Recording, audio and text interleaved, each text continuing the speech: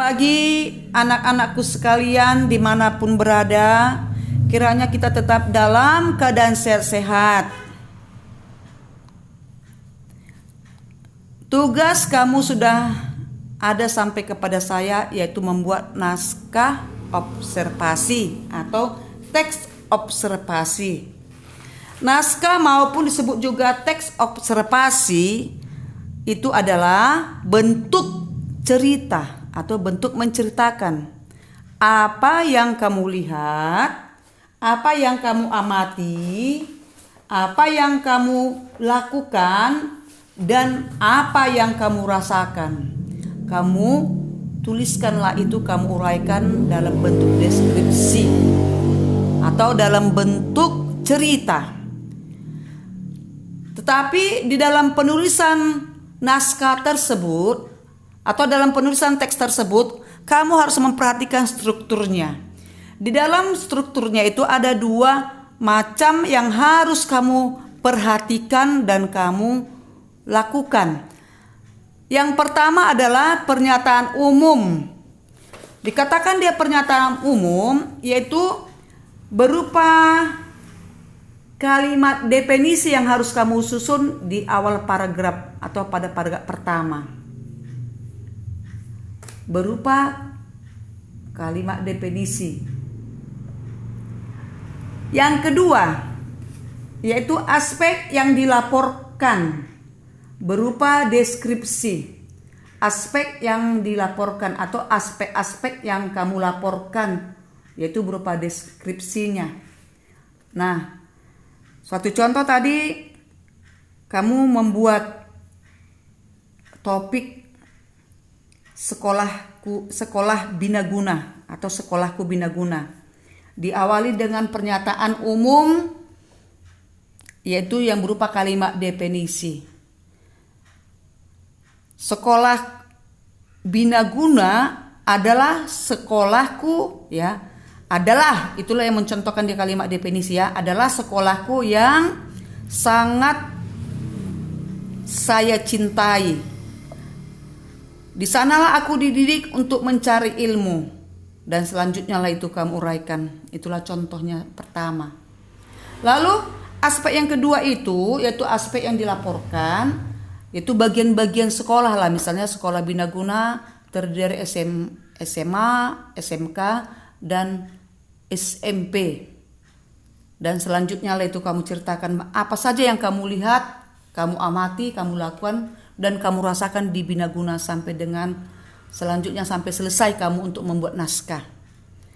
Nah, di sini anak-anakku sekalian, apabila sudah selesai naskahmu itu kamu buat, naskah itu mempunyai ciri-ciri, ya, mempunyai ciri-ciri kebahasaan. Ciri-ciri kebahasaan yang telah saya berikan yaitu yang pertama, adanya prasa dan nomina dan perba.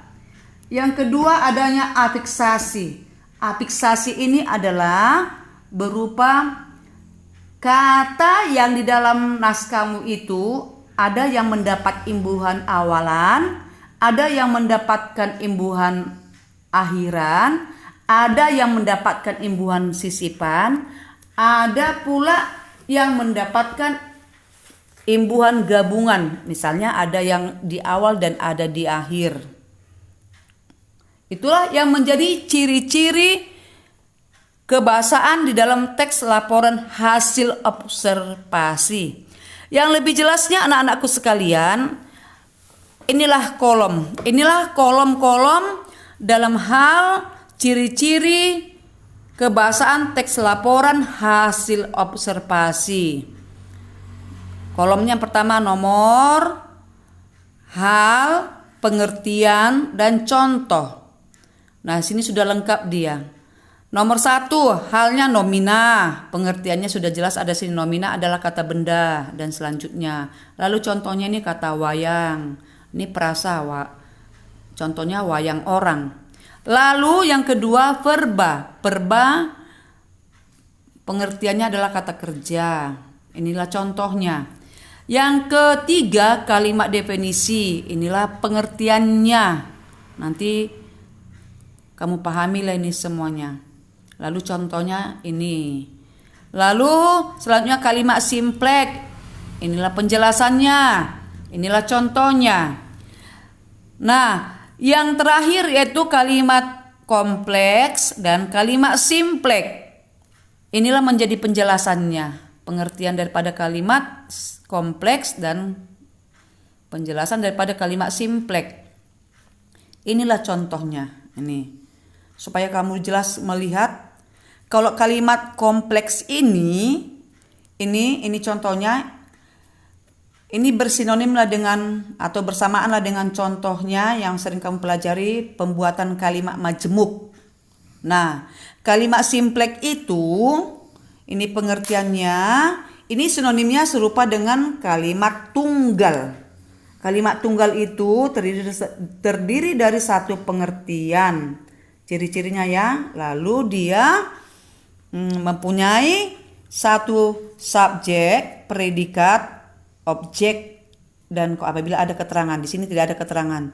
Jadi di dalam kalimat kompleks ini, di sini ada dua kalimat. Inilah kalimat pertama, dalam budaya modern, koma. Lalu kalimat keduanya, wayang berfungsi menghibur dan mendidik. Inilah kalimat kedua. Nah, ini dikatakan kalimat kompleks, bersinonim lah dengan kalimat majemuk. Nah, saya rasa yang menjadi penjelasan ini sudah bisa kamu pahami. Ini nanti kamu catat anak-anakku sekalian dalam buku catatanmu. Nah, yang menjadi tugasmu inilah tuliskanlah dalam catatanmu seperti contoh di atas seperti ini. Dan kalau pada kolom contoh seperti ini, kolom contoh ini, jangan lagi ini kamu ambil ya. Contoh ini nanti kamu baca naskah teks observasi kamu itu ya, bacalah teks observasi kamu itu. Lalu carilah kata-kata benda, kata kerja atau verba, tuliskanlah di sini, dan mana yang menjadi contoh kalimat definisi tuliskan di sininya, dan kalimat simplek maupun kalimat kompleks, kalimat simplek tulislah di sini. Ini sebagai contoh aja ya anak-anak ya. Nah, tugasmu cari dari naskah atau teks observasimu. Buatlah seperti ini. Lalu tugas yang kedua, tuliskan kata yang mendapat imbuhan. Kata yang mendapat imbuhan. Ini menjadi ciri yang tadi itu, yaitu ciri afiksasi. Afiksasi itu terdiri dari imbuhan awalan, sisipan, akhiran, dan gabungan. Cari itu dalam teks observasimu, lalu tuliskanlah di dalam catatanmu. Nah, setelah selesai tugasmu ini, seperti contoh ini, kamu kirimlah ke WA pribadi MEM. Tulis nama dan kelasnya beserta tanggal pembuatan tugasmu ini. Saya rasa sampai di situ dulu keterangan MEM. Selamat bekerja dan Tuhan memberkati kita semua. Terima kasih.